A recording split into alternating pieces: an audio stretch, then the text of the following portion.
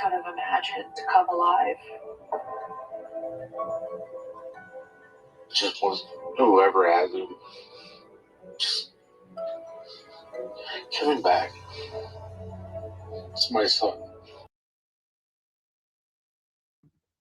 Seth's plea for his son is so genuine right there, in my opinion. You can see the frustration, the worry, the grief in his eyes, looking right into the camera and pleading, basically, if you have my son, please give him back. There's no faking that. You cannot fake that authentic, grief-stricken look that he has on his face right there. And what have we never seen, in my opinion, from Katie? We have never seen that same concern. We've never seen it on Chris's face, that same concern. It is a deep, sincere pain and void in his life, and he doesn't know how to go on without finding answers for his son. Couldn't be more authentic, in my opinion. It's very sad. Now, there's another thing to note throughout this whole interview so far, and I wonder if anybody can tell me right offhand, what is it about Katie that is different in this interview versus any other that she's done before? I'll wait for it. Let's see if anybody catches it. Whoever catches it, you are really going to impress me because it will show how observant you are. Okay, throw some ideas out. I'll give it another few seconds. Okay, yeah, Amy, she does, in my opinion, look very medicated, for sure. She says his name. Yes, that is another, I would say, new addition to the way she presents herself in these interviews. Yeah. Okay, there you go. Bingo, bingo, bingo, bingo. Who said it? Hold on.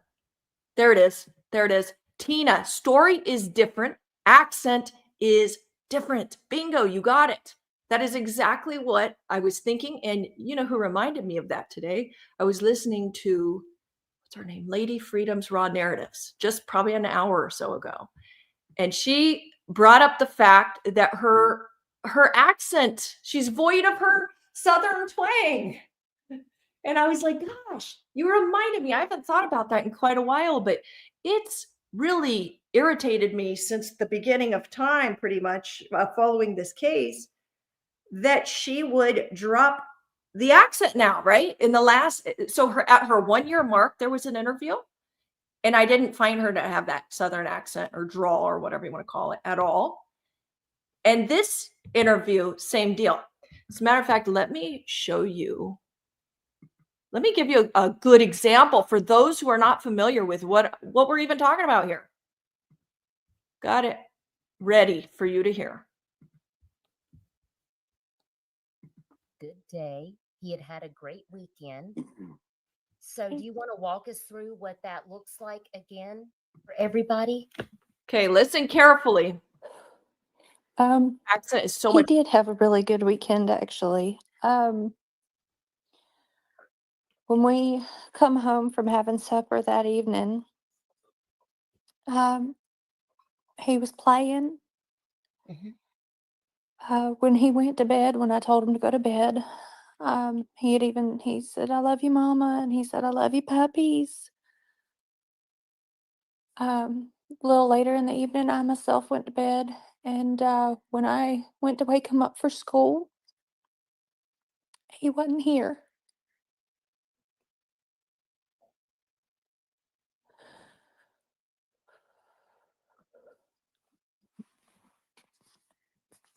And you did tell me that Sebastian is not a runner. He's not. It's okay. Take your time. Sebastian does not have a history of running. I mean, the young man doesn't go outside very much. I mean, everybody in the neighborhood. Okay, I'm going to give you one more example. Is it this one? Yeah, it is. Okay, let's revisit this one. this goes back to, if you can, first of all, why would you fake your accent, right? If you're talking about your missing boy, you don't have time for that horse shit. You just want to get the story out that you have a missing child. And by God, you need help finding them. You need to rally the troops, get the word out there because your son is out there. You don't have time to turn it on and off. Why has she turned it on and off is the question. Okay, let's go back to this one. It's right here. Will be found safe and return home. He's going to walk through that door, and this street will be flooded again with family and relatives all waiting to hug him, love him. And Stepdad Chris says it's been an emotional roller coaster that all started Sunday night, February 25th. Pretty normal. He was playing in his room. When I told him to go to bed, he did. He said, "Good night, Mom. I love you." Katie says she went to wake up Sebastian around 6 a.m. Monday for school, and he was gone. Within minutes, Katie says she was on the phone with Chris, who was working out of town, and they quickly called 911. And he's not a runner. He's never run away before. I don't know why. I don't know why he walked out that door. I mean, I don't know why he walked out that door. Then we hear her speaking perfectly normal. Let's go back to the main video, though, so you guys can hear it again for yourselves. Okay, carrying on from Seth.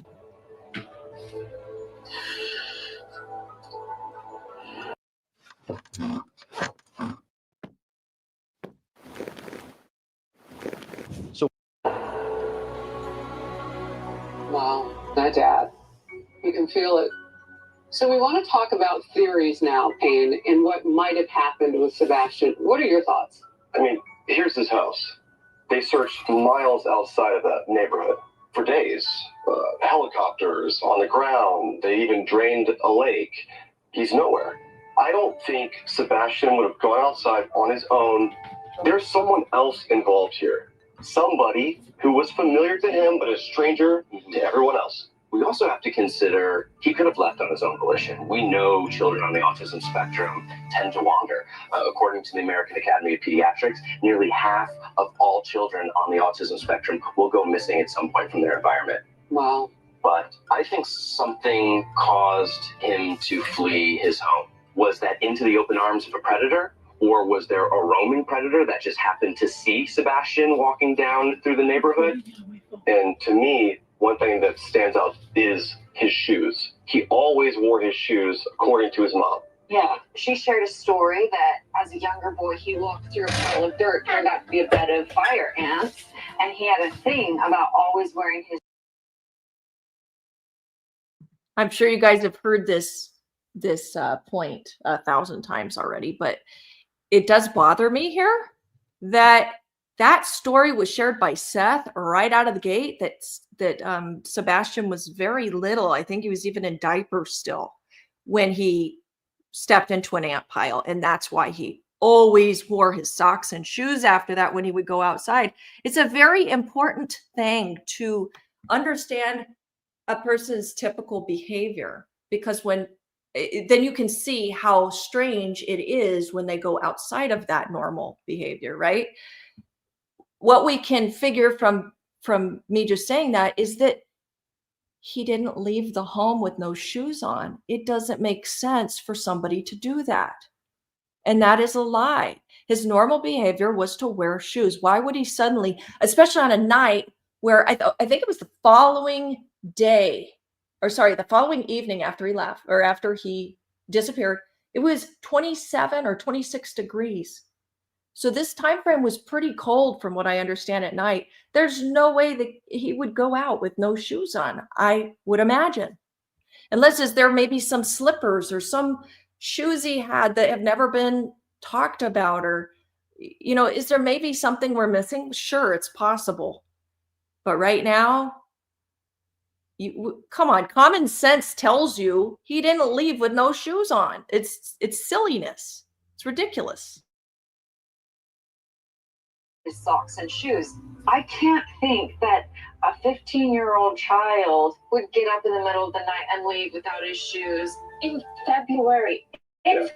So for me, that says that someone has come and taken him, or someone else is involved. Someone knows something. And as easy as it is to be like, oh, that could never happen, like your bedroom is the safest place in the world. Well, no, bedrooms are not the safest place in the world. I was taken from my bedroom. It can happen to anyone. Again, or actually, I don't think I said this yet.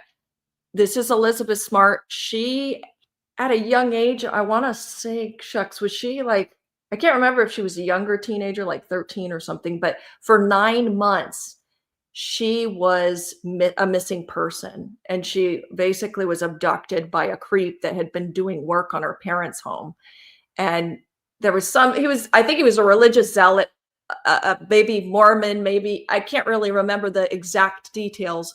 But yeah, she, for 9 months, was a missing person. Everybody figured she was dead. So I do give her credit here. Like, she has credibility. She's gone through it. And I think she can see that there's trouble here, that the story doesn't altogether make sense. And something criminal happened. Yeah. So when you consider what you just said, Elizabeth, and according to Katie, that night she goes to bed, he goes to bed, then around 10 p.m. there's a bump or a thud. She calls out to him. He says, I'm fine. Yes, ma'am. I'll stop moving. And then that's the end of it. And according to her, when she went to bed, the doors were locked. And when she woke up, the doors were locked. Were the windows locked? That's a big question. Were they secure? Because if they weren't, it could mean one of two things. That thud, him responding, was someone else in there with him? Or someone was with him and going. Exactly. So I do want to bring up this home security camera footage. This looks like foot traffic right in here. Yeah, if you look at the footage here, you can see subject number 1 allegedly, right? It looks like something that's illuminated, which, by the way, we haven't mentioned it yet. According to Katie, there was a flashlight that Sebastian liked using that was missing. So you consider that. Before I forget, it bothers me so much that there's ever been emphasis on this little keychain flashlight that Sebastian, I think he won tickets or something from, it was an arcade maybe, and he had bought this little keychain flashlight. There was nothing to it. It was little and probably broke very quickly. You know what I mean? So of all things for Katie to notice in his room when he's missing, oh, his keychain flashlight is missing. Wow, that's weird. It's like, come on. I'm not even going to probably notice that in my child's room. Are you? That's a very odd thing to take note of. So to me, she was covering her bases in case maybe there was some surveillance that was never accounted for, that she didn't have knowledge of. And that's what happened here. She probably did not know that this particular neighbor had cameras facing that particular direction, and there was a handover. You see it right here in this imagery on the screen. You've got to the left, you see 2 lights. I've gone over this 100 times pretty much, but you catch the drift. There is clearly somebody that goes to what looks like as close to the home as possible, to these other lights, and then they split. Somebody goes back to the house, and this other light goes back to what looks like the car right there. There was absolutely a handover. Now, the question is, who picked him up? Who did it? Was it the in-laws? It does look like 2 people holding flashlights. Yes. That paints a picture that is foul play. Yes. So I want to help the public now. We want to find Sebastian. What do you say to people, Elizabeth? First of all, to the 16-year-olds of the country, the high school age, really, if you know someone who looks like Sebastian, if you know something about Sebastian, tell your parents, call into the show, call the police, report it. This might be the break that we need. To the parents, if you have seen a 16-year-old boy that looks like Sebastian, do not be afraid to pick up the phone and call. There is a $50,000 reward to help find him. Sebastian Rogers was about 5'5" when he was last seen, and he wears glasses. Sebastian is not comfortable with strangers. If you're someone from this small town and you're in this neighborhood, check your cameras. There might be someone sitting on some doorbell cameras footage. I bet you he's in this small town in Tennessee. Wow, that's an interesting theory. But this is I still, for the most part, think he's pretty close to the house. I've just always had that feeling that he's not too far off. Somehow they missed him. It's gotta be. I mean, if she had help, I don't know. There's something so sinister going on here, guys. I'm so passionate about it because we're overtly being lied to every opportunity they get, playing us for stupid, and it bugs me. I know it bothers you guys too. I wish that this would come to a head. People would tell the truth, what happened, instead of dismissing those lights, acting like, oh, it's nonsense, it's the trash truck, whatever, blah, blah, blah. It's really annoying, to say the very least. Okay, let me finish this up. isn't the most rural area in the world. We're not talking about out in the Rocky Mountains. This is a neighborhood. There's a highway going to this. There's high foot traffic everywhere, and still no sign of them. Wow. Thank you to our team of experts. And you all know our Exactly, purpose is to Callahan. examine these cases and give people watching information so they can bring them missing home. I want to thank Callahan. I'm so glad that you're with us right now. Not to be a naysayer, and again, I am really happy he's gotten the exposure he has on prime time, especially America's Most Wanted, who's, I think, brought to justice at least 1,300 or 1,400 different perpetrators. So they've got that really great history with, helping the cause. So I don't want to diminish the fact that this could be very helpful, but in my opinion, that panel was very ineffective. And the reason it was ineffective is because they were not fed all the details they needed to know to make a good judgment call about this case and what they really think is possible, that happened. They were not told. There was no mention of CPS cases or reports. There was no mention of custody issues. There was no mention of there being trouble in paradise between Katie and Chris. People have, I guess, just conveniently left out that little factoid. There was distress within the marriage, and they were at a fork in the road. It was like either it's him or it's me, and I expect you to choose him. And what? 2 months later, he ends up being he vanishes, and we're not supposed to connect those dots? I mean, come on. It's really annoying to be played for stupid. It's like 1 + 1 is 2, simplified, right? This is not hard to understand. And the fact that there's now that we've devolved on YouTube into sides, it's so unfortunate. This should have never been about sides. It should have been about just Sebastian getting the word out there so that people would have their eyes peeled in case they came into contact with Sebastian.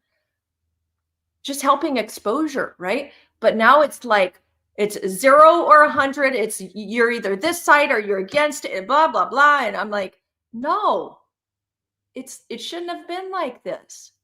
Just make it about who it's supposed to be about. And that is a missing child who needs help being found. And honestly, it's not looking too hopeful at the moment because it's been over a year and they treated this case like a runaway from the first few days of him vanishing. That's so concerning. Again, they've never even done luminol in the home. Or what is it? Amino black. Is that the same thing? I think it is. They've never done any of that. So if there was, let's say, a struggle in his room at one point, there is no knowledge of it. Law enforcement never looked into it. I don't even think they took their vehicles in. Trying to remember. I feel like they did not. No, they did not, from what I can remember. Correct me if I'm wrong. Very uncomfortable situation. Okay, I'm going to read some of your comments, and then I'm going to invite Mike up and then take some phone calls. Mike, if you're in the audience right now, you want to click in and air your thoughts, we'll wait for him. Okay, Tina says those flashlights are KP and CP carrying Sebastian out to a waiting car. That's what I absolutely feel. And if it wasn't KP and CP, I believe it was somebody closely bonded to them. It could have even been the demonic purple-haired sister. That's what I call her anyway, because I think she looks meaner than a snake and has this really arrogant, like, I know something you don't know look on her face, in my opinion. That's just my opinion. I would not be surprised if somebody like her or, her was involved. Just saying it. I'm putting it out there. As Serenity 72 says, I hate there are sides, but Proudfoot's side is trying to stop anyone looking or talking about Sebastian. Yes, they are. They've taken some sort of weird ownership over this case, and they will silence you if they think that you're speaking out of turn or saying something that could be considered too controversial, right? They'll shut your butt down so easily.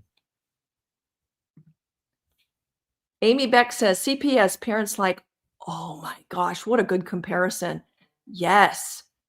CPS parents like Brian Laundrie, Chris Watts, Stephen Stearns, when he is caught, they will be there for him and blame KP. Yeah, the whole thing's going to fold right on KP. Yeah, you're right. And so, I wonder, was this a pre-planned ordeal? Was this something that happened? Was the thud, that by the way, she did not mention in this interview, was the thud something that broke and she got upset and couldn't control her anger and went in and, did something she couldn't undo? I feel like that's a possibility. And if this was planned, obviously they had to have had burner phones and the means to perfectly execute this. Because that, for sure, guys, is a waiting car, in my opinion. That footage we saw is a waiting car. Mar R says, I don't like the sides. I don't either. It's a waste of time is what it is. It shouldn't be about any green team or this team or that team.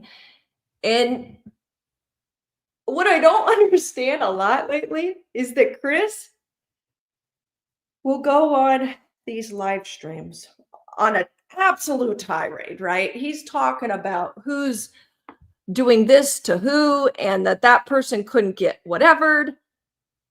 And hold on, Mike's asking me something. Just a second. Hey, Mike. Sorry, I click on the yes, you're going to click on that link that I sent you. It's going to bring you up, and then I'm going to accept you onto this panel, like part of my stream, and then you will be able to talk and air your opinion. So just click on the link I sent you.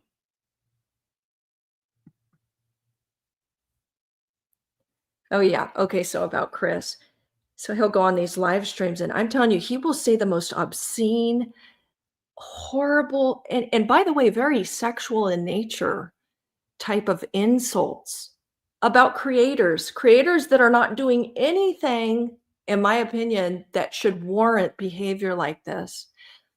Most recently, he said something to the effect of blanking a fat baby's blank, if you catch my drift. There's Mike. Hey, Mike. I'm going to add you on.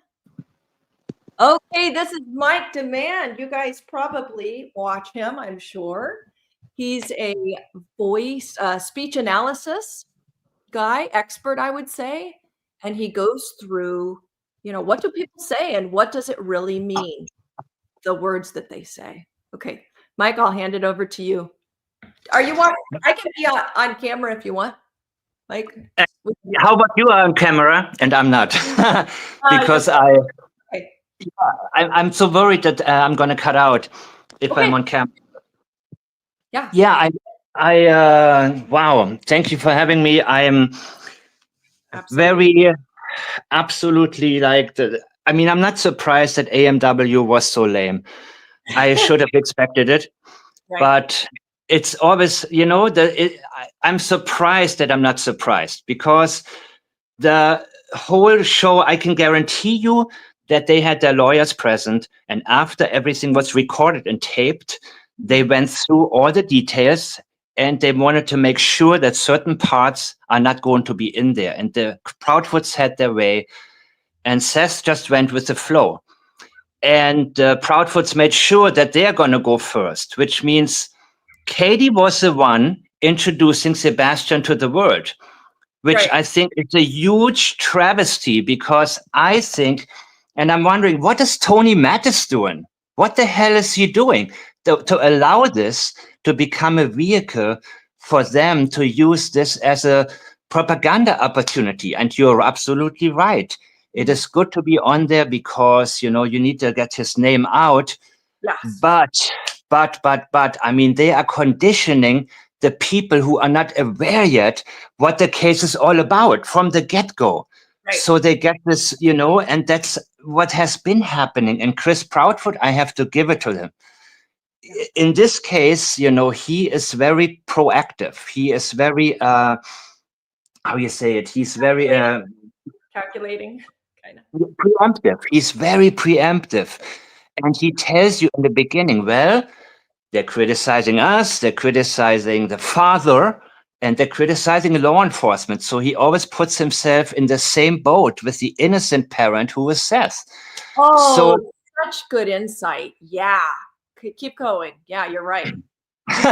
yeah, you see, I have always a lot to say, but I don't want to talk too fast. So, I think that there is, first of all, the panel, I didn't even watch them before. From the very beginning, I said, this is going to be horse shit. Sorry about my language, but I'm not going to bother. Yeah. Because the thing is, the real John Walsh 30 years ago would have never allowed the Proudfoots. Remember even a few years ago how he was about Brian Laundrie, the dirty laundries. Remember that. He is passionate about cases, but he got canceled. Now they give his son a chance to come back, and he is allowing this to happen. John Walsh would have back in the days when he had the ratings and the power, he would have never allowed this to happen. You know what I mean? So I knew, and they were all having different guesses. That's Right. all these people were doing. And what was one of them really like hit the fan? I mean, it was like, what did he say that, somebody who's familiar to Sebastian, but not to anybody else. How the hell do you come up with that? I don't know. Like that makes, yeah. Okay. Now you talk, because by the way, hi everybody. Okay. No, absolutely. You're right about that. I thought that was ridiculous because the fact that this was done in such a veil of secrecy, right? Those lights in general, there's something going on behind the scenes. This was, to me, an orchestrated thing. And then for them to say, oh, that somebody else did it who is maybe unknown. Like, no, I think that's people who are very known to Sebastian that want him the hell out of the picture. That's what I think. Yeah, yeah, absolutely. I mean, from the beginning, what stood out to me was, of course, the thud. Then she introduced, did you fall out of bed? And at another point, she talked about social media, said, don't let his face fall to the bottom of the feet. And I thought that language is interesting. Let his face fall to the bottom. That is, I love it when you have two completely different statements about two completely different things, but the same type of language is being introduced. So I have, from the beginning, my thought has been he fell out of bed, he was over-medicated, he couldn't sleep. That's why she keeps talking about how much sugar intake he had and so on, and he always had sleeping issues. And she is justifying, I think, that she over-medicated him for the reason she wanted to have a nice conversation with Chris Proudfoot without Sebastian being hurt in the back, because Chris hated him.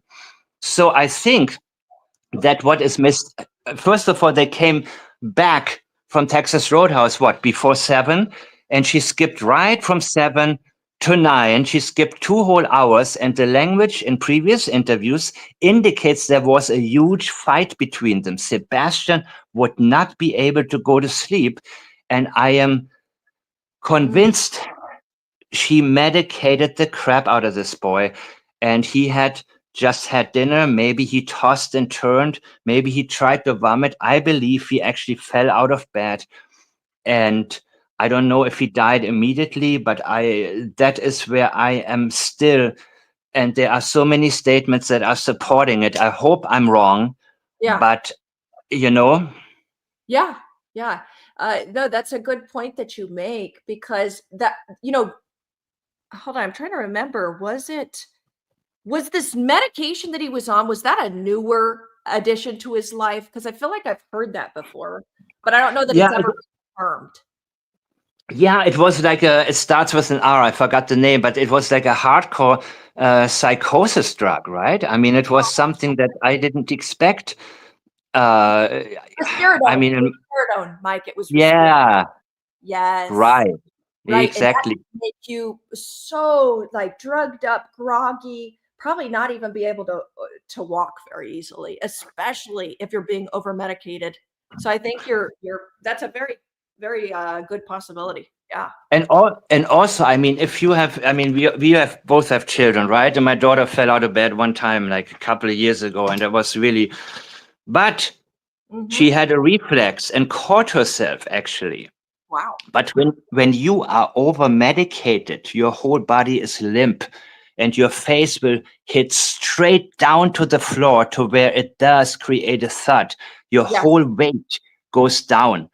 And that is what I believe happened to Sebastian. And I understand a lot of people think there was a handover, it was orchestrated, and they wanted to get rid of him. I'm not saying it's not possible. All I'm saying is this is where the language is leading me right now. And I'm going to, for now, stick with that one.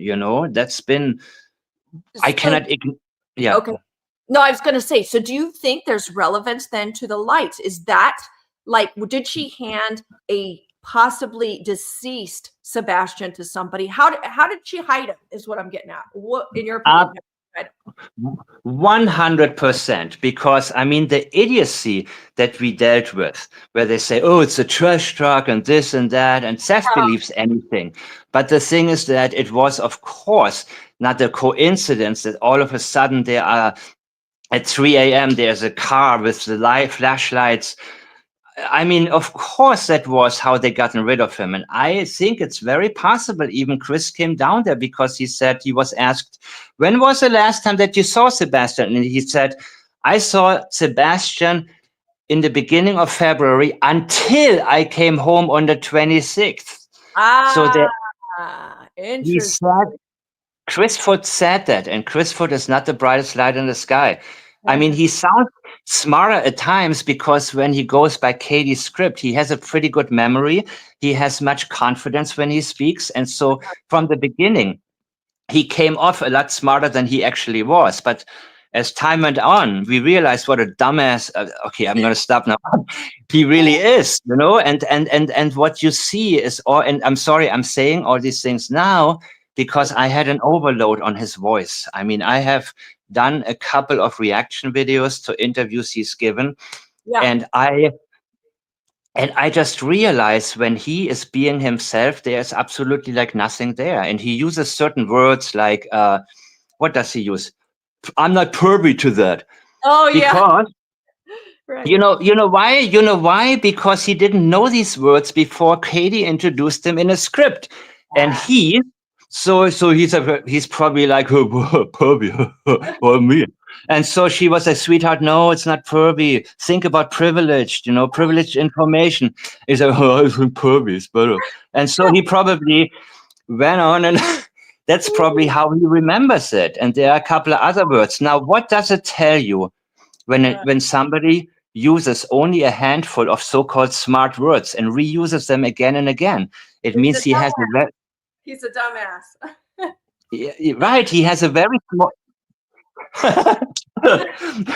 It means he has a very small vocabulary, and these are the only smart words he knows because he just learned them. They're not part of his speech pattern. Yeah. And they're really like $2 words. They're not even like $5 words, you know, they're still pretty basic. But I think he's important when he says them. Yeah. Yeah, I mean, they're too tough for him, but he has you know what? He is the kind of person who has actually pretty good memory, and he says things without actually understanding them. And I know quite a few people like that. So there are people who need to understand. Once they understand, they got it down. But he is not even, he's just like a repeater. You know what I mean? He's just like, okay. Right. So, okay. So who's the show behind the curtains, in your opinion? Is it Katie then? Yeah. Okay. 100%. It's got 100% Katie. And he's the spokesman. Chris. Yes, and Katie likes men like that. Katie needs a guy who's confident. Katie, I think, is actually highly intelligent, like really, really intelligent. Yeah. And in the top, like 0.5% maybe. I Like really Mensa? believe that. Like Mensa? Yeah. Intelligent? Oh, absolutely. And I also believe she's a genuine sociopath who had absolutely no problem beating the polygraph. And sociopaths are very able, and also you need in statement analysis, you need to treat a sociopath a lot differently because they are able to give very reliable statements when in reality they are lying. Yeah. And they give themselves away in other ways though. And she is terrified of being found out in general. Yeah. Meaning her whole house of cards, her whole life has been a lie since childhood. That's when the sociopathic tendencies tend to flourish. And so if you catch her in one lie, it is sort of that her whole life is coming apart. She is very meticulous. Like Proudfoot, he doesn't care if he's caught in he will repeat the lie and repeat it, and then he'll say, "I'll kick your ass."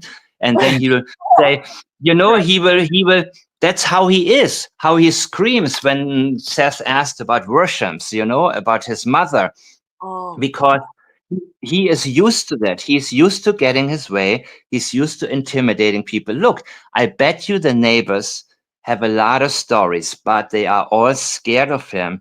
And even that neighbor Bobby said, "I'm hiding." I'm like, what the hell? You're paying taxes. You bought a house. Why are you? But that's how people are. Most people are like that. So that works for him. He does what works for him. Mm-hmm. Okay, so let me ask you a question. His recent tirade, a lot of sexual talk. What's that all about? Is that just the only?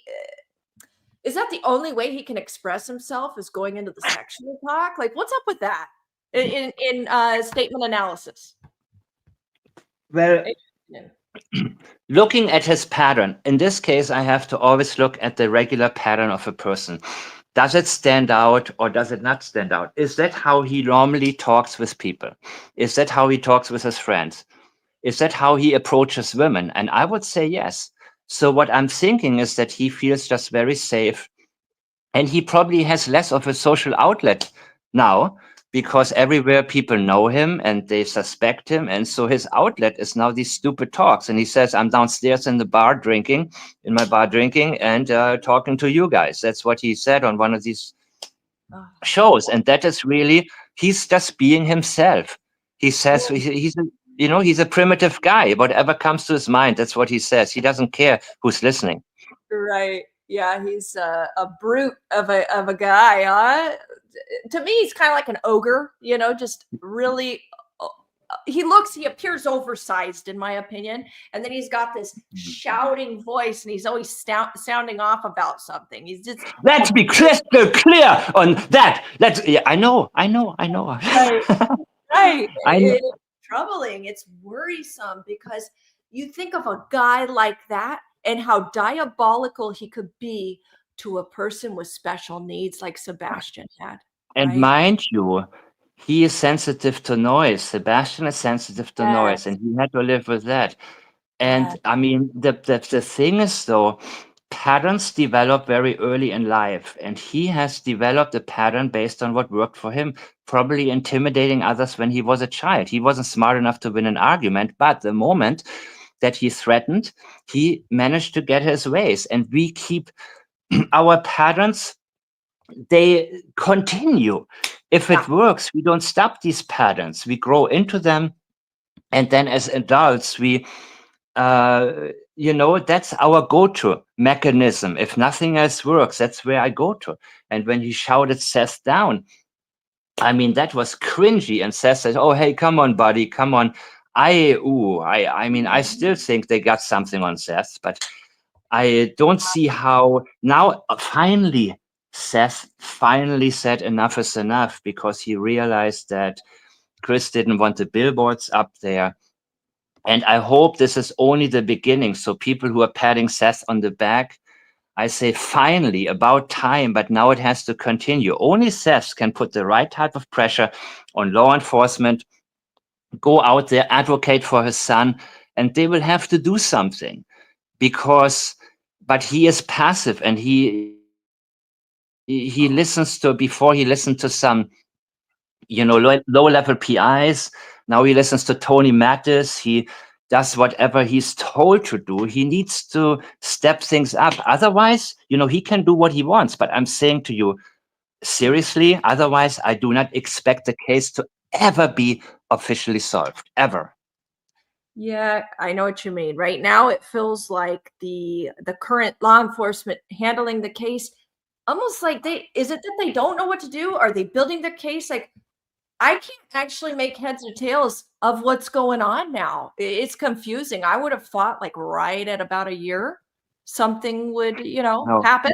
No, I don't. Yeah, no, I heard you say that a couple of months ago, and I thought about it, and then I said, no, why would they? I mean, why would they do that? Because the embarrassment, because the first 3 days, look, he said after 3 days, after 3 days, they said there was a 180 turnaround. Now, if you face away from the Proudfoot's home to the outside, if you do a 180, you look back at the Proudfoot's home. So that tells me they realized it was a Proudfoot's, but they already have missed all these chances. 3 days, they didn't. Yeah, and I mean, I think that the reason that Katie wasn't on speaker when Chris three-wayed that, he was able to tell them whatever, and later he can say, well, my wife was crying, I couldn't understand her properly. But he had a good script and told them, probably, who knows what he told them. Maybe he said, my neighbor just saw them, or he convinced them this was a runaway case. They treated it as such. And if they had to now revisit the case, I mean, imagine on the stand with the right defense lawyer. Think about the OJ trial and Dennis Fung.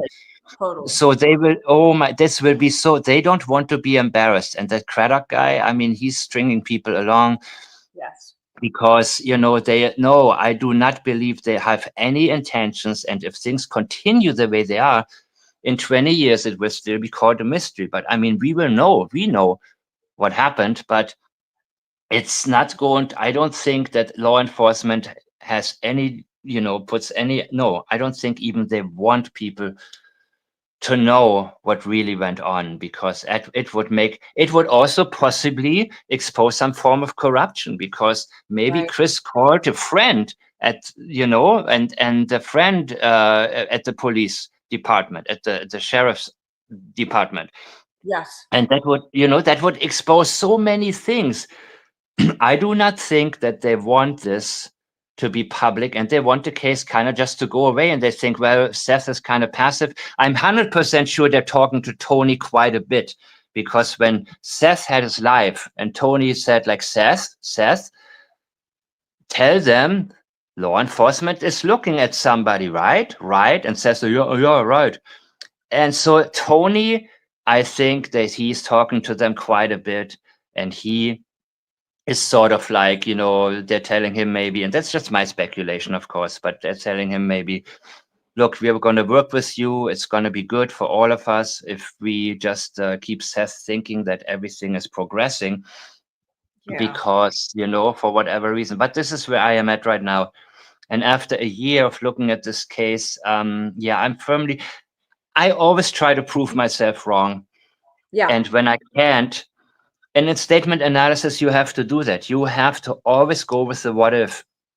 And when you are stuck on one thing and nothing else makes more sense, then you can sort of walk this path, but you always have to, you can never have a preconceived notion. And most of all, you cannot be on any team. People, you cannot be on a team. I'm glad you're because saying if you are on the team, you will compromise your own mind, because everybody says you cannot say this about Seth. You can what you say? I cannot say what? I will say what I want, especially on my channel, because you know what? People actually, I didn't know how many people actually would agree with some of the things I have said recently, because they are silent and people are being silenced by the so-called green team. Just because you post green hearts doesn't give you the right to tell others what not to say. So I'm always surprised whenever somebody tries to censor me. I know immediately people are censored. There are more people out there who think along the same lines.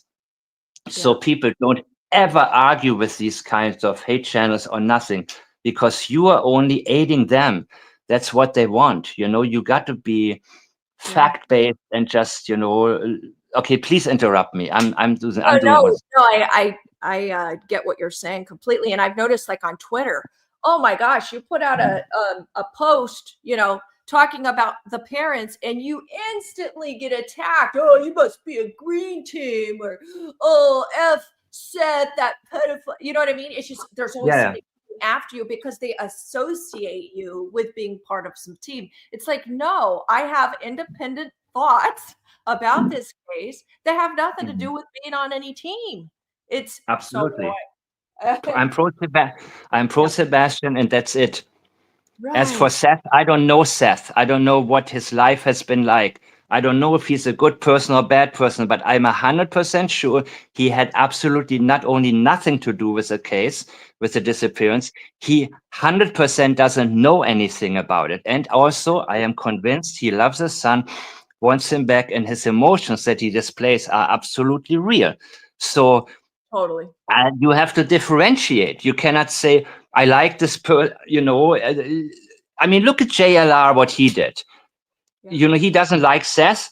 And before he was on the right track with the Proudfoots. And all of a sudden, his next video, the title says, Seth Rogers suspect. So he knows the truth, but is lying purposefully, in my opinion, allegedly, sorry. And how people can do that, I don't understand. I am interested in solving the case, and that's it. So I don't care if I like you or don't like you. This is about the facts as they come to me and present themselves to me, and the language that these people are using.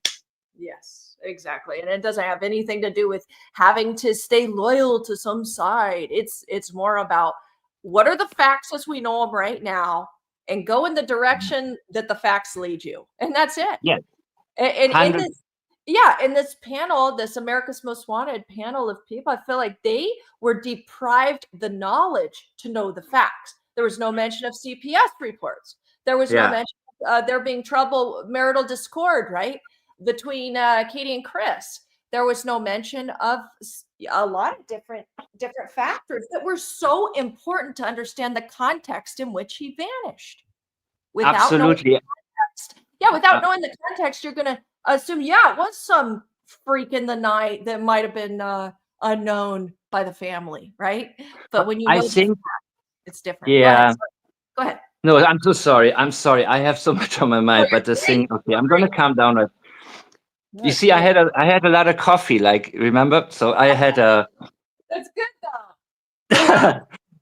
No, I mean, okay, here's what I think about this. This one guy, I forgot what his name is. He has a podcast. I think he knows a lot. And I think the lawyers from the beginning made sure certain things cannot be mentioned. So the others, like Callahan, in my opinion, they were just making shit up.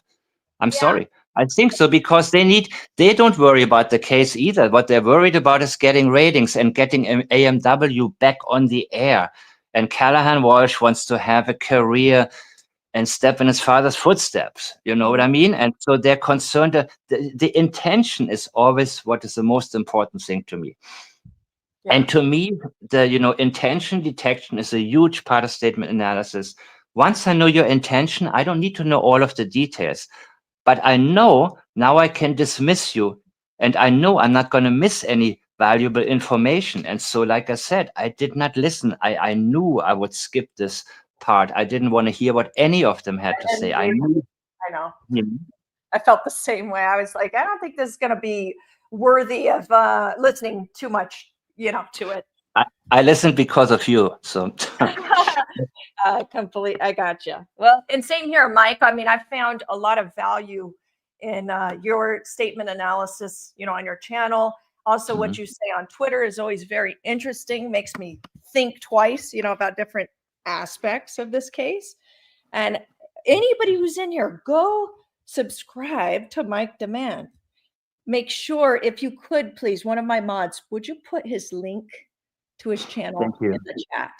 Yeah. And I'll put it also in the show notes so that way people can, look into your channel and stuff, because it's very valuable information.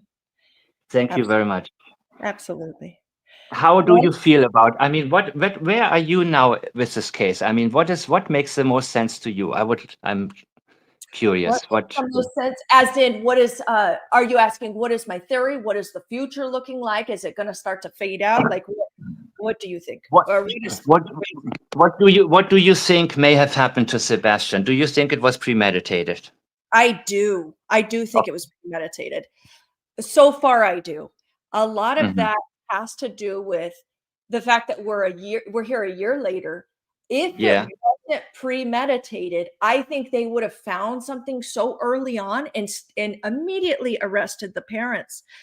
But the fact that it seems like everything was in place, like they had to have been using burner phones. There was some way they were interacting, being conversational with one another to totally evade authorities the way they have, Mike.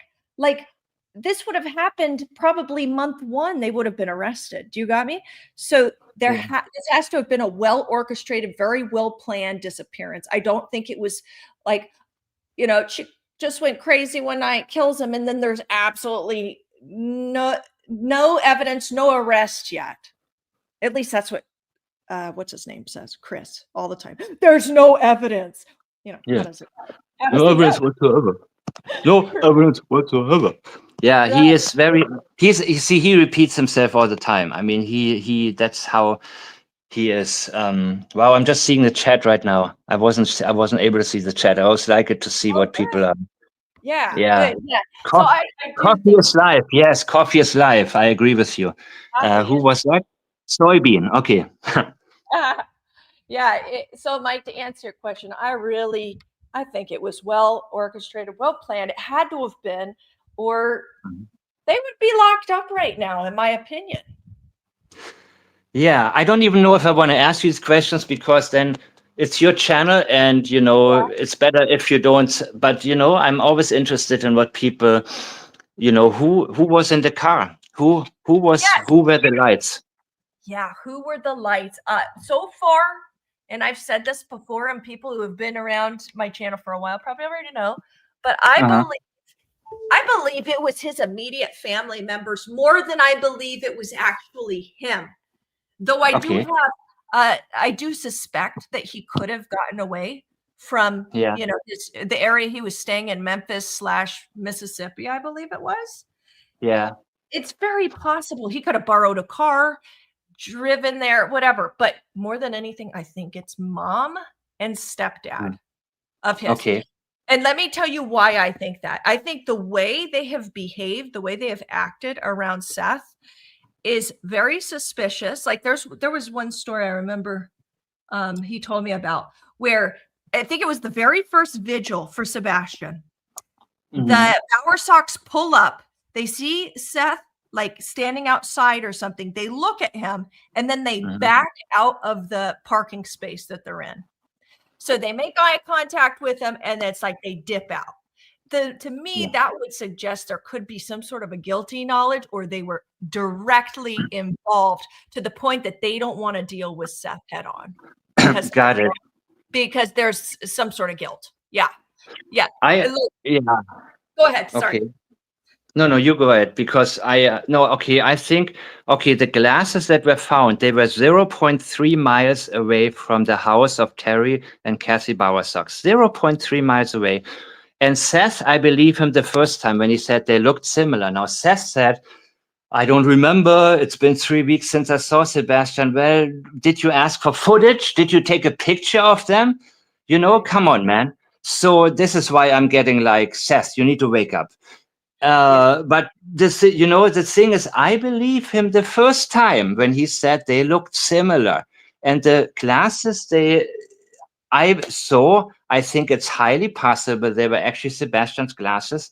So the property of the Bowersoxes is, in my opinion, that is the place where I would, or the extended family, the junkyard or whatever they have.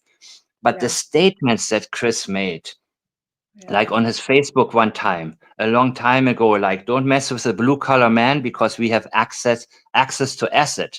Yes. That's what he said. Oh, I know exactly what you're talking about. Sorry. No, please, you go ahead. I just couldn't believe it either. And remember when Chris Foot said something about there are so many missing children, and the police, it has to be equally dissolved. He didn't say dispersed, equally dissolved. And that comes from experiential memory. And I looked up the definition of, and I looked up acidic gas dissolved in water. What does it do? And here is into thin air. He disappeared into thin air. Here is that one. That's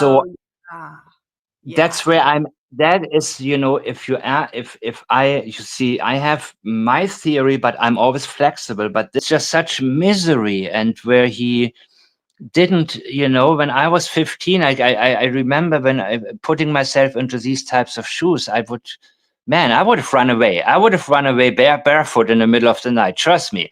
You know what I mean? I would have not been able to.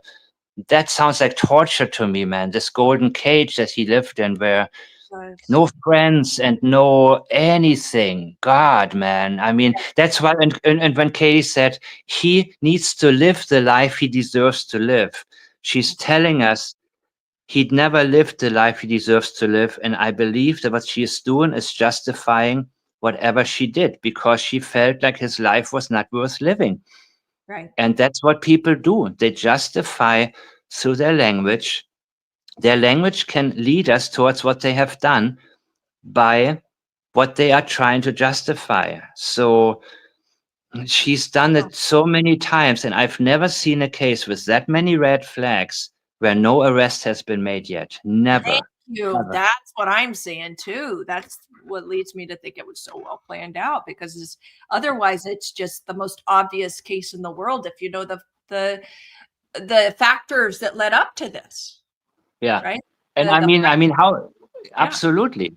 Absolutely. And how can people think that these lights at night, all of that is a coincidence?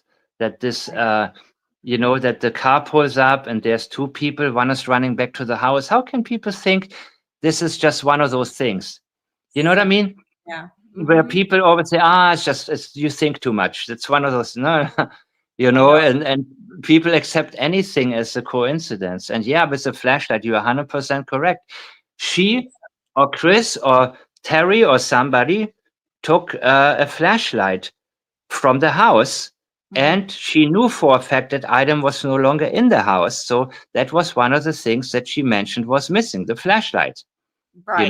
Yep. And Mike, you tell me, are you going to notice a little tiny nothing burger flashlight is missing when your kid is like, do you think you would notice a detail like that? Absolutely not. No, absolutely. I you have no idea what I'm missing, like with my daughter, when she tries to get dressed and tries to ask me where is this, where is this, where is that? And I'm like, I don't have no damn idea, you figure it out. So I would not know. I wouldn't have a clue. I wouldn't. but she knew for a fact that this one particular item is missing. So somebody put it in his pockets and took it with him when he took off from that house. So she knew for a fact that item is no longer in the house. And that was experiential memory, where she goes back to it and says, but we need to, and when the statement by Melissa was like, oh, he left with no shoes and his glasses. Okay, the glasses may have been lost along the way. So if somebody finds them, that's kind of the thought pattern right there. The glasses for sure were missing. They may have, been dropped, and they said, okay, the glasses are gone. We're going to mention that. There is a reason for everything that's unnecessary. And that's all she said. He left with no shoes, his glasses, and a flashlight. Was he wearing anything? Didn't mention it. You know what I mean? Good point. What am I looking for? Am I looking for a naked 15-year-old with a flashlight in his hands and some glasses on? Yeah. Come on, dude. This is already like, and what was this thing about no urgency? If you see him, just take a picture of him. What was that one? I forgot. I'm trying to remember. Oh, shucks. I don't remember, Mike.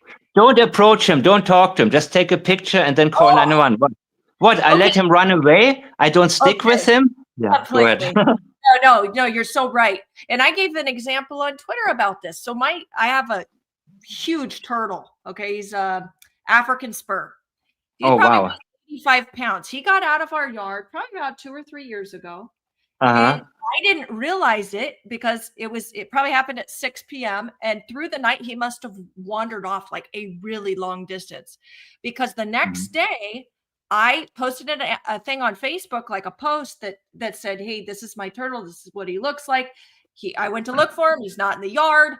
Please help me find him. So here's where I think Katie completely went wrong in this whole deal is when, for example, when somebody found my turtle, I said, please stay there with him. Don't leave him. My husband will be right there to pick him up. Well, Katie never said that in that post. Wouldn't you want to make sure that if your child is missing, they're unaccounted for, right? They're out. You don't know where the hell they are.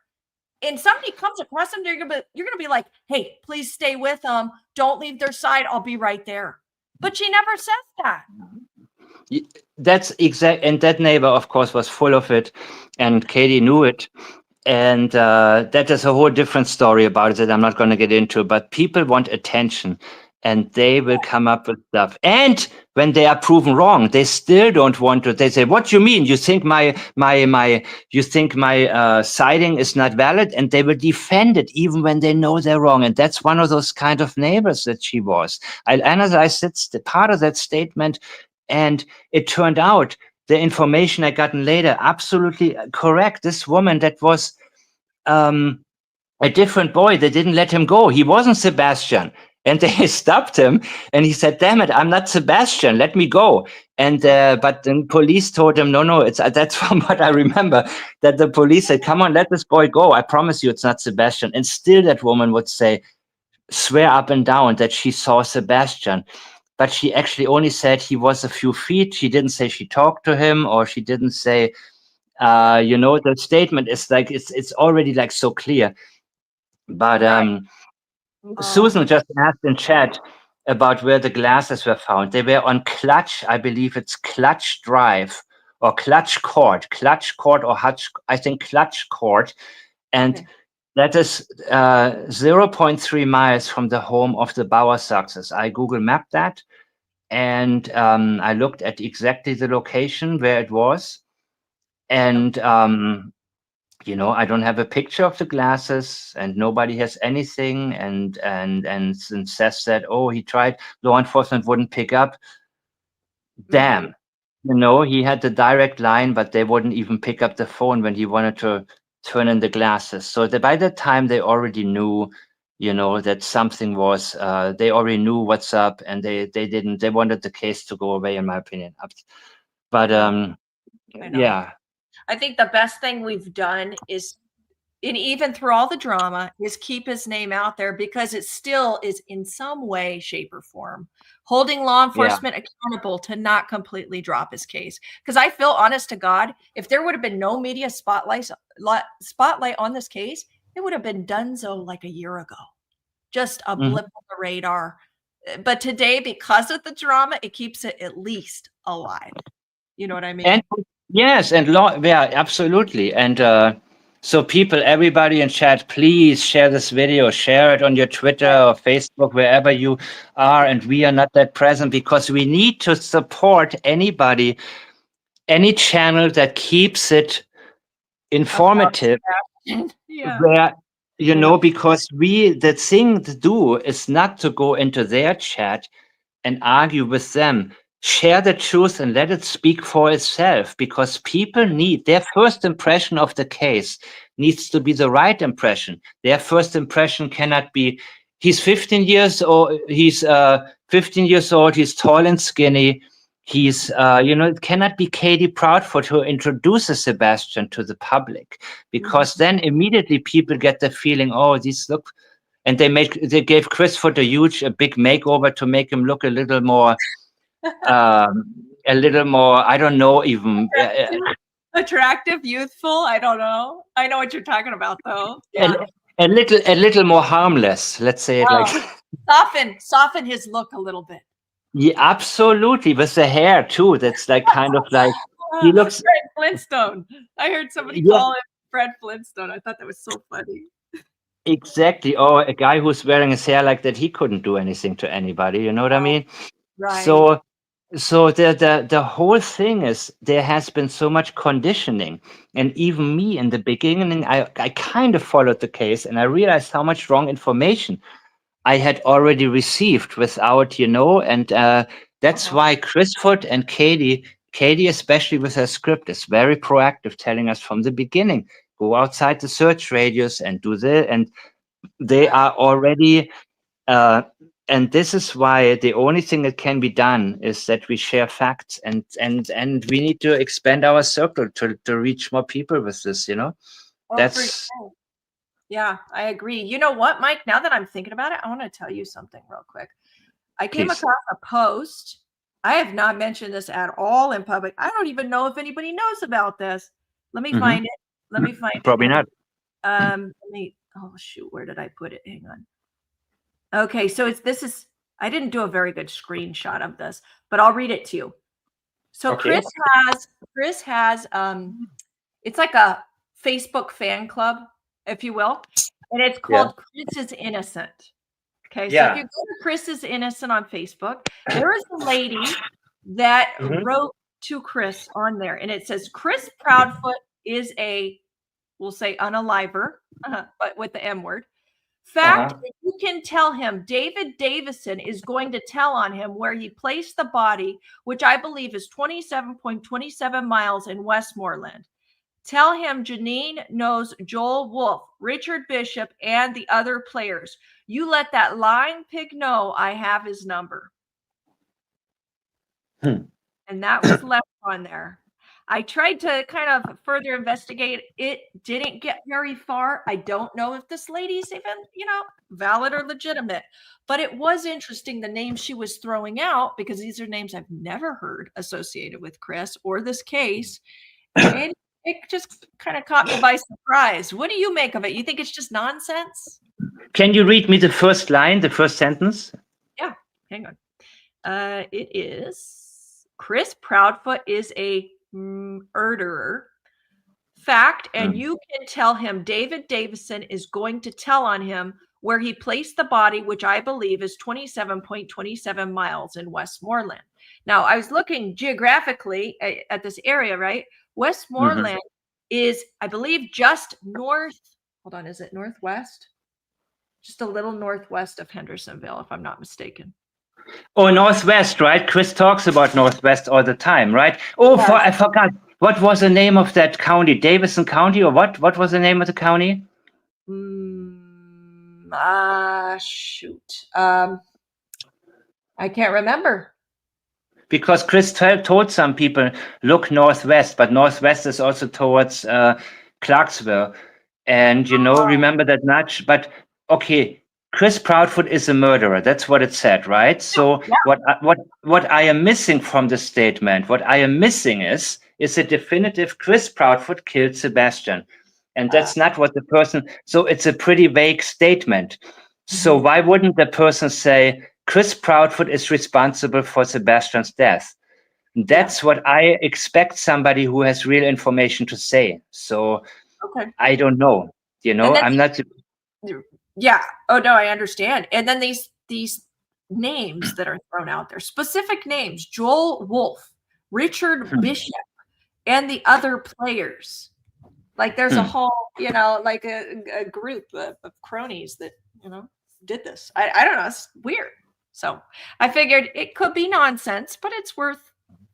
Yeah, it's worth looking at it. Of course it is. And I'm always interested, in the Clarksville nudge from Katie and, Chris saying Northwest. But there's another place where supposed to be a pair of pants was found. I don't know. There's so many things that are coming that I have not had time to look at them in details. You know what I mean? But when I let the words guide me, and when you analyze anything, you assume the person is going to tell you the truth, but you allow the language to talk you out of it. So when you go into reliable statements, you zoom in and say, okay, I'm going to stick with this one. But if it is not, and there are so many statements where, he is a murderer. Really? Who did he kill? You didn't tell me that. You know what I mean? And the body is out there. Did he say Sebastian's body, or did he just say the body? I mean, it needs to be specific. Right. To be effective. Like for it to be more legitimate, I would say. It has to be. Yeah.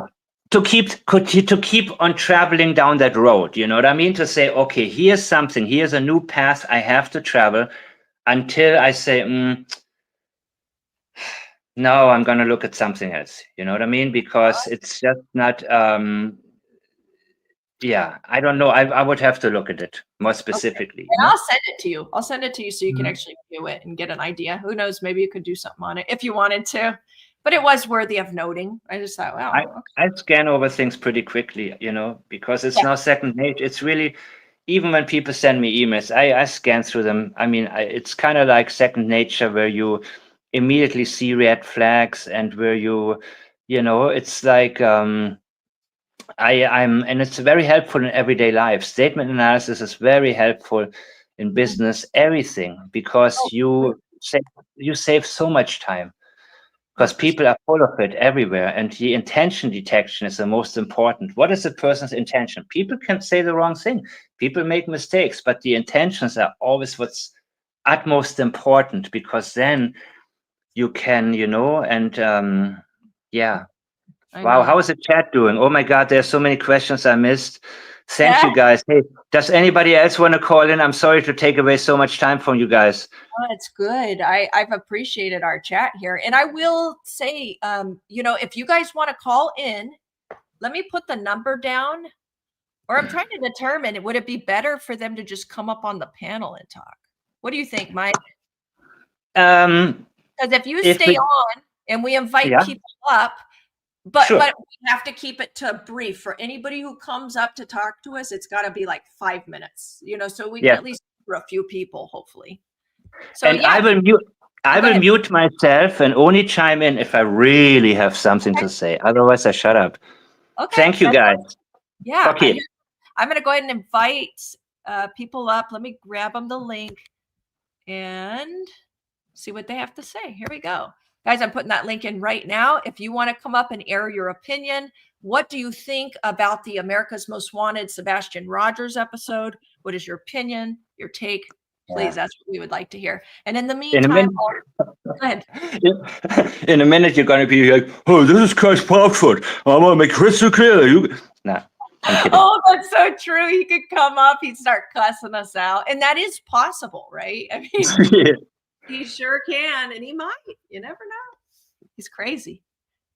Crazy. Okay, I will read through these comments while we wait. All right. It is what it is says, every time Katie says Chris wasn't there, it's like she's bragging. She did it. And I believe she did because she made her choice between Chris and Sebastian. Interesting. Interesting, yeah. Yeah. Very interesting, actually. Hey, I also, CNY. Oh, go ahead. Sorry, Mike. Go ahead. What were you saying? no, I need to really shut up. But also, I think it's also immediately she establishes an alibi. She said February 25th, the day before he went missing. She always wants to make this, he went missing on the 26th and Chris wasn't there. So it's also the creation of that's a priority, like the alibi, you know what I mean? But it's a very interesting point that she also has proven her love to him. So, okay, I'm going to mute myself again. You go on. Okay. Oh, good. Prickly Pear says, I am so enjoying this live. Thank you so much. Thank you, Prickly Pear. I really appreciate your insight, your comment. Guys, while you're in here, could you please hit the like button? That would be so helpful to get the information out there and this really good discussion. I've really enjoyed talking to Mike today. He's full of value, knowledge, and a great asset. I think he and Donna and a few others are very valuable in this true crime space. There's a lot of really good insight they offer. Okay, Tina says, Chris wouldn't subject himself to Mike. He knows Mike is much smarter than him, in my opinion. I agree, Tina. Yeah. Maybe Katie would be like, Chris, honey, please. Yeah. It's so funny. Hey, CNY family. CNY family has great insight as well. I recommend her channel. I actually, man, CNY, what was it, a week or two ago when you had played the ridiculous tirade that Chris was on? Remember where he's talking about Brittany and the what's that she couldn't get, you know what I'm talking about. He was saying the most obscene stuff, guys. And anyway, CNY captured it. She screen recorded it. If you haven't listened to it, you've got to listen to that to really understand the gutter that Chris's mind is. It's a deep gutter, guys. Oh my God. I haven't listened to it, but I read part of it about the baby something. Yeah, I know. Yes. Oh my God. Yes. Oh my God, dude. Can you believe he said that? Something about fellatio to a fat baby's where. Yeah, and I mean, how does your mind even go there? It's just kind of like, wow, dude. Crazy. It's crazy, especially when you consider the fact that his stepson is missing. He shouldn't even think about ridiculous things like that, let alone say them in public. I never thought about things like that. No. I mean, it's like, it's insane. It doesn't matter, Oh my God. It's so insane. Oh, somebody's up. Okay, CNY is here. Let me add her onto the stage. Hey, CNY, I'm glad you came on. Hi, how are you? Good. Hi. Good. What are your thoughts about all this insanity in the America's Hold on, most... I just gotta mute my... Okay. Okay, there we go. Okay, awesome. So, CMY, what are your thoughts on this most recent... Oh, Lord. Oh, man. I can't wait to hear it. I'm sorry. On the most recent what? Oh, episode, the America's Most Wanted episode that was Sebastian's episode. You know what I'm talking about? Well, yeah. There were a few things that stood out to me during that episode. And one of the things was, and I had mentioned it in one of my previous videos, was the box that they had taken Sebastian's stuff out of. Yeah. And immediately everybody's main comment was, well, they did this at an Airbnb, so they had to box up his stuff to bring it. But if you notice, every time they're on camera, or every time they have a camera in their presence and they're talking about Sebastian, they bring out these little toys. These little toys in all of his pictures. Oh my God, and I feel like you're right. I mean, yeah, my honest opinion is that's Sebastian's box. I think those photos and those toys live in that box, and that's what they, you know what I mean? That's Sebastian's stuff. Yeah. And that's the remainder of what they have of Sebastian. You know what I mean? Yes, completely. So they bring it out as this ploy and as this little show, and that really kind of got to me. Sure. Hey, was it the first interview, or was it Olivia Chronicles of Olivia's interview that wasn't there some toys hanging It- around with that one? Yes, it was those same toys. Oh my gosh. Yep. Nothing. And The largest manhunt in Tennessee history for a child. There's nothing out there.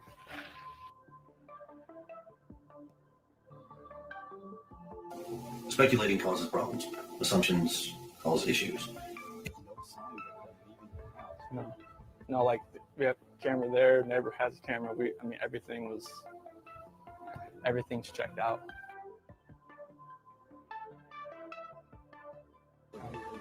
I don't want to put anything out there, like just suspecting like it's something like somebody pulled in the back. And I don't want to speculate. I don't want to. It's because it's an active investigation. Oh my gosh. I don't want to add any more. Yeah. like there's no cameras in the backyard or anything like that, so it's really hard to even suspect anything right now as far as how she could have left.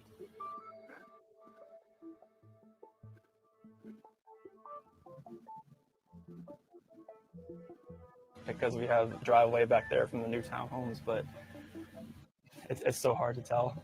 It's hard to say until we can run down this video and figure out what we're seeing.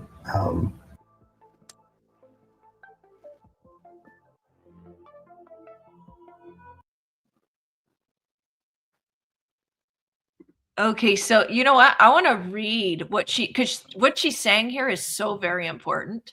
Yes. To pay attention to. Okay, so she says all of them use words such as suspect, evidence, proof, and guilty. Yes. Oftentimes, in a context where the word doesn't quite fit right, a sign of a subconscious slip rather than the word they were actually looking for. Exactly. Thing out there, like just suspecting like it's something like some. For me to give you a designated area would suspect that we think he's in an area. Well, we don't know. Suspect anything right now as far as how she could. The best part about it is he has managed to do this without any evidence left behind whatsoever. Right. So far, we haven't found him on any camera footage to prove where he's at. Proof. Absolutely zero evidence. There's Who's guilty and who's not guilty.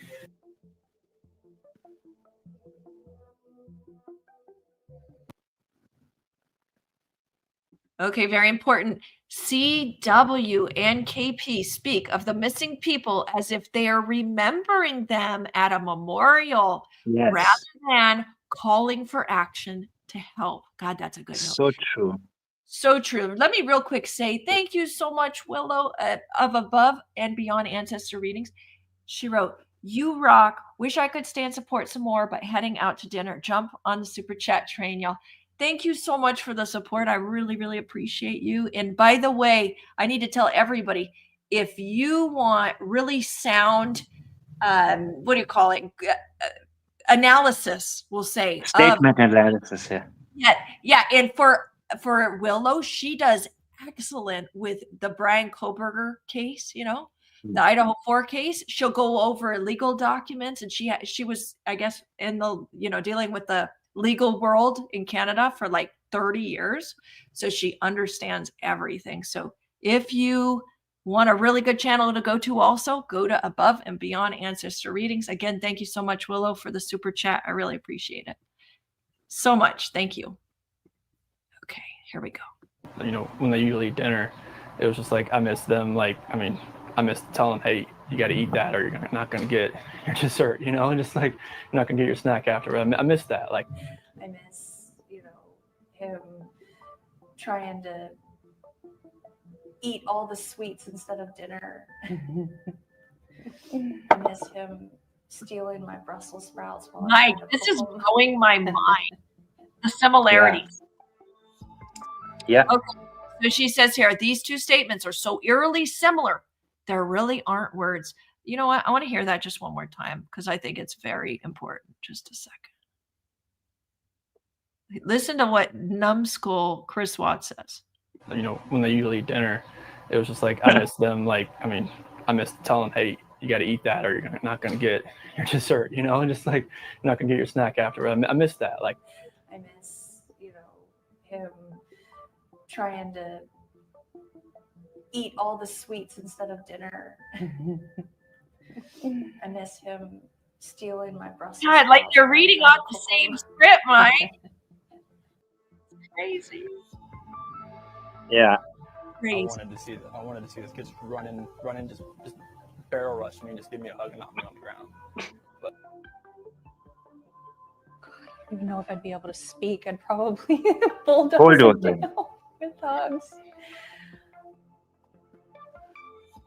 Yeah, bulldozer. All of them occasionally speak. yeah, because like Hold on. Bella was gonna start kindergarten. Sorry, I missed. No, that's fine. All of them occasionally speak of Yeah, them because in past tense. Yes. yeah, because like Bella was gonna start kindergarten next Monday. Sebastian wasn't very much like he didn't go outside very much. He preferred to play. He prefers to play inside. Because it was typical for him to get up and come. That was a really big slip of the tongue right there. Very much. Both of them speaking about him in past tense. Like, Exactly. holy smokes, blows my mind. But Katie, I have no. Yeah. Yeah, no, go ahead. Go ahead, please. I have no doubt she's watching my channel because she learned so much. She used Sebastian's name. She's completely different now in her interviews, and she changed little by little. And all the things that I pointed out, all the obvious things, she has adjusted. Now she uses Sebastian's name twice in one sentence. And before, like in a huge interview, not even once. You know what I mean? So she's learning. Yeah. She's learning. You're right.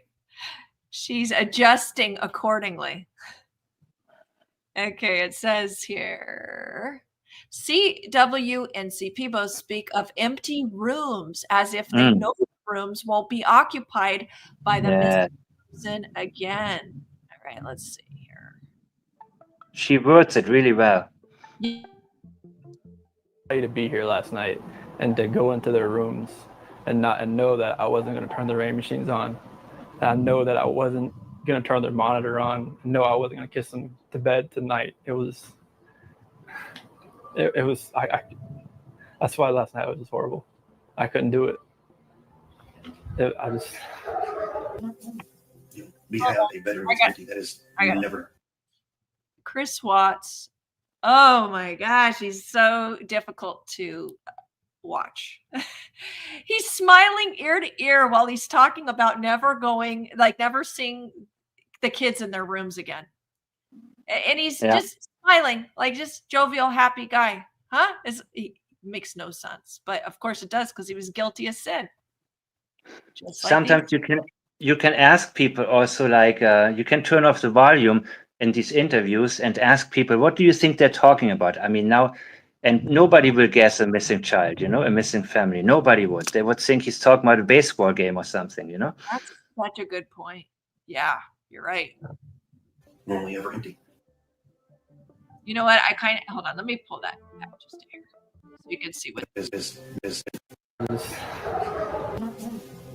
We have a bedroom that's empty that is never normally ever empty. Hey, did you catch that, Mike? He was just about to say, "Oh my God, I've never caught this before." He was just about to say, "Is never going to be filled again." Listen, let me hear this. Oh yeah. I cannot believe I've never caught that before. Hold on. Right here. Pay attention, because he slips his words. We have a bedroom that's empty that is never normally ever empty. He was about to say, oh my God, I know it. He was about to say, it's never going to be filled again. And you know what? He said, he then tried to make it sound like he was going to say it's never empty, but it's empty 4 days of the month. You know what I mean? So he was going to say it's never going to be filled again. Absolutely. 1,000,000%. Oh my gosh, how did I never catch that? Okay, let's play it one more time. Krista says again. Okay, let's watch again.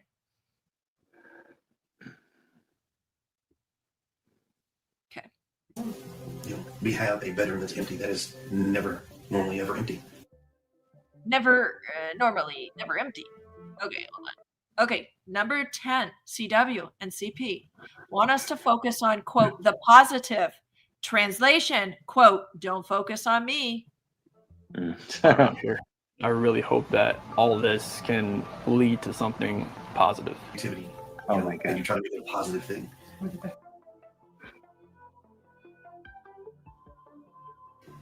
If she's vanished, like, I want her back so bad. I want those kids back so bad. I want to find him so bad. Mike, what was it about that 1 year interview with Katie that was so insufferable? Oh my gosh. Did you feel the same way, Mike? Yeah. With her. Yeah, it was, yeah, absolutely. I mean, the way she looked, the way it's the expression on her face, the way everything just, and this is a big one. I want her back so bad Yes. because you're overdoing it. Yes. You want your son back, of course. You want your son back. You're supposed to want your son back. You don't have to. It's like when Scott Peterson said my marriage was glorious. You don't overdo it. Don't give us selling points. So bad, so bad. No. That's not how you talk. If your child is missing, you don't say, "I want my child back so bad." You don't put that energy into those words. Your energy will be about. You will keep your words short and to the point, and don't say unnecessary things because your mind is on where is your child. Right. You know, these people have time to create flowery language to sell us a narrative. Yes. And you know, too, there's not enough time when we're talking about a child who's unaccounted for. Like, I don't have time to create flowery language if it's missing, right? But they And have you all have bullshit. yes, you don't have time. You don't have time to come up with a eulogy. You don't think about the future. Where am I going to search next? Not what was he doing? How about he was stealing my Brussels sprouts? What the hell does this have to do with anything? Oh my gosh, so true. And the fake accent. Thank you, Mar. Mar says, for a fake accent. Yeah. I can't even believe it still. It's crazy. But there's no malice. We just want our boy home. Bad.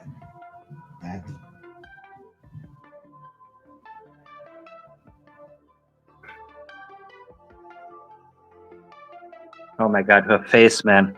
Oh, I know. It's really hard, isn't it, to watch? Okay, she says, and finally, number 12. Yes, the hand movement. Oh, yes. She said, and he's already. Yep. He is already, she's going to say. The gesturing of the neck. Yeah. Like he had the life snuffed out of him. In his case, this was likely due to experiential memory of strangulation. I don't know if she strangled Sebastian. I don't know.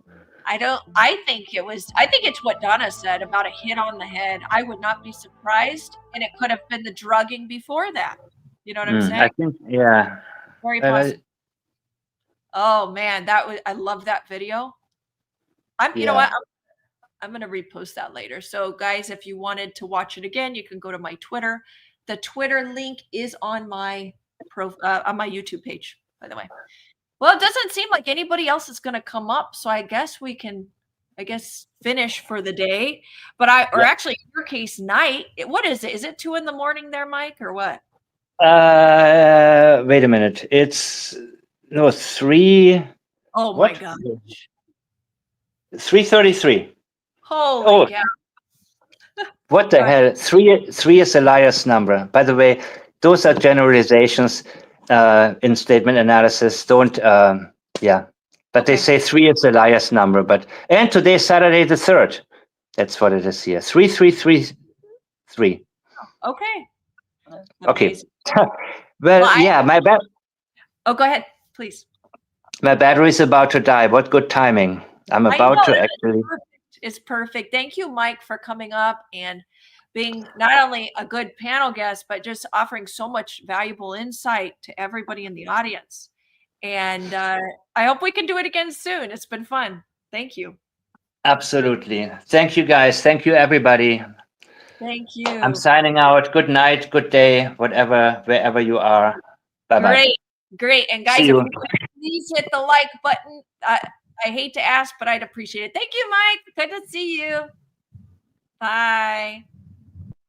Okay, everybody. Lots of love to you and yours. Thank you for being here today. Please share this video. It doesn't look like any of the people that normally come got the notification, unfortunately. So I need your help getting the video out. Anyway, I hope you guys have a wonderful weekend. Lots of love to you and yours. Take care. Bye.